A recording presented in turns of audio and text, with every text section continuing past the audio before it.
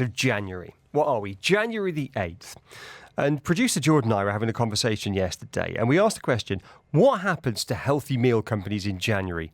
Do they get a big bounce in the way that gym memberships go up in January as everyone makes their New Year's resolution? So we reached out to Ciaran McDiamond, co-founder of Hundo, which is an aggregator app for healthy meal plans. And Ciaran said, absolutely, we've had a mega bounce this January. So he's in the studio to tell us more. Hey, Ciaran. Good morning, Richard. How are you? I'm good, thanks very much indeed. And you're well as well, because business is booming. Tell us the numbers. So yeah, we've had a really strong start to the year, which we did anticipate. I think similar to gyms, as you say, when it comes to anything health related, January is always a really strong month. We performed better in December than we assumed we would. From the conversations that we had with the meal plan companies, they said that December is a really quiet month, things fall off. And we didn't see that as much as we expected. It kind of held steady. But obviously with January, people come back, there's New Year's resolutions, people want to reset after a sometimes indulgent festive period. So yeah, meal plans do really well, and we've seen a 145% increase in downloads and similar increase in order figures between the first 7 days of December and the first 7 days of January. Yeah, you say 145% increase, more than doubled first week of January versus first week in December. Yeah. What are people buying? So it's a range. A lot of people are going for weight loss plans. People come back, as I said, it's an indulgent period in December where we have one extra slice, we have one extra drink. And when we come back in January, often we look in the mirror when we arrive back after our flight, and we don't always like what we see, or we don't see the same thing that we saw in December. A lot of people have big gym goals, so they want to gain a bit of muscle.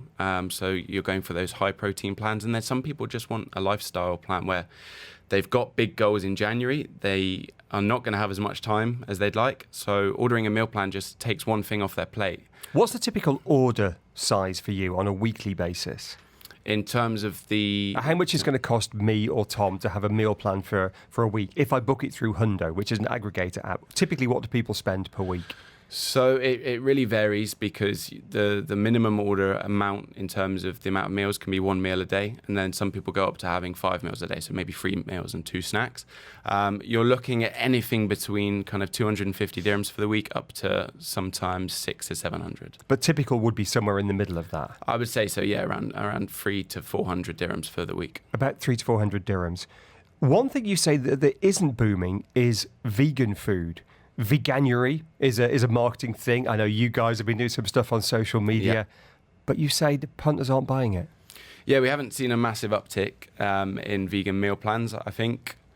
I'm not sure exactly why that is. We've just seen a continuation in terms of people going for kind of standard plans that cater for all diets.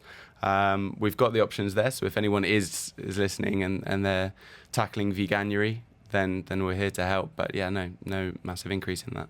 Let's talk about the competitive landscape in meal plans and healthy food, because it's super competitive. We had last week on the show the guys from Callo, Bahraini company. Yeah. They just raised $25 million in funding. You know, they're a big player in the market. KCAL, perhaps one of the original names here, and so on. I could go on. Now, you're an aggregator rather than a meal plan provider. Yeah.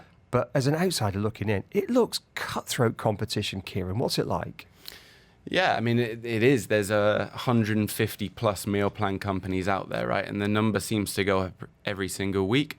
And that's one of the main reasons why we built the app in the first place. If you thought about the restaurant industry without the aggregator apps now, just the thought of wanting to order a pizza would be so overwhelming, right? You would have maybe probably 300-400 options in the UAE. Could you remember it? And Tom, you remember it from back in the day, 20 years ago. You got a pizza. Table. Yeah. Where are you? Okay, so I'm in Karama. We're in Karama. Backside President Hotel was my usual one. But it was quite and then 3 times out of 4 it would turn up, but 1 time out of 4 it wouldn't. So I take your point. Yeah, there's so much choice out there, and people want different things. People want different budgets, or people have different budgets. They want vegan options, perhaps. They want keto, paleo. There's so much out there. So by bringing it all onto one app, it just makes it so much easier for the consumer to find exactly what they want. Well, you say, and here's the thing, though. You say bringing it all onto one app, but as an aggregator, obviously not all of the meal providers are on the app. I mean, I've just been flicking through it now. I didn't see KCAL, I didn't see Callo. I'm sure there are others that are. There are many that are on there. Yeah. But as an aggregator, how do you persuade these guys to come on your app? Because you take a slice, don't you? I think you mentioned to us, is it 10%-ish your correct. margin? Yeah. So how do you persuade these guys to come on your app? It's a matter of exposure. So we anticipated when we started the project last year, we knew that it would be easier to get the smaller players initially, the ones that have less order flow than the big names. Now, our strategy was always you bring those guys on, you offer something to the consumers that isn't there already, so you give them that choice. And then over time, once people see Hundo as the go-to place to get the meal plan, it's going to be inevitable that the bigger players are going to come on and join us. We've got a really big name coming onto the app in January, which we're really excited about. We've had a number of bigger players as the journey's gone on come to us. So over time, as was the case with the restaurant aggregators, I don't think you saw the big players like a McDonald's, Burger King, KFC's jumping at aggregators when they first started in the US. Over time, they're all on there, and that's what we anticipate for Hundo as well. 30 seconds left. You're 8 months old. Presumably you're not profitable yet. You're a tech startup, but it takes time. Fundraising. Callo's just raised $25 million. Clearly this kind of food tech, healthy food tech sector is interesting to the venture capital industry. What can you tell us about Hundo and fundraising? So, yeah, we're having some really good conversations at the moment. I don't have any news to share. Go on, Ciaran. No one's listening. Just you and me. We've got good conversations going on at the moment, and hopefully we'll have something to share in a few weeks' time. But we're exploring options in that space. But Ciaran, appreciate you coming in this morning. Thanks very much indeed. Talking about the healthy food industry, 157% bounce it's had in January versus December as people dive into their New Year's resolutions. Ciaran McDiamond of Hundo. Thank you.